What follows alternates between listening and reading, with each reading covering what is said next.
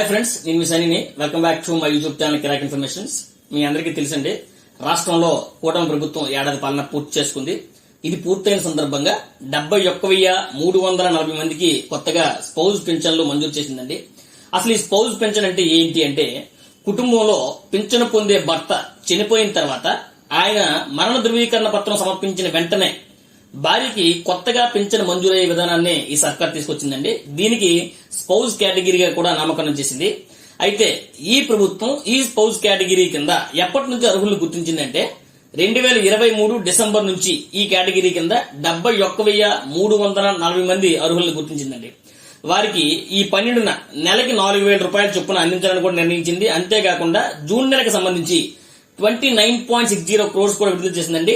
12న ఆయా లబ్ధిదారుల ఇంటికి గ్రామ వార్డు సచివాలయ సిబ్బంది వెళ్లి నగదు కూడా అందించనున్నారు. సో మరి ఈ కూటమి ప్రభుత్వం ఏడాది పాలనకు సంబంధించి అవుట్ ఆఫ్ 10 మీరు ఎన్ని మార్కులు ఇస్తారో మాకు కామెంట్ చేయండి. మీకు గనక ఈ వీడియో నచ్చినట్లయితే లైక్ చేయండి, షేర్ చేయండి, కామెంట్ చేయండి. But don't forget to subscribe my YouTube channel Kirrak informations. Thank you.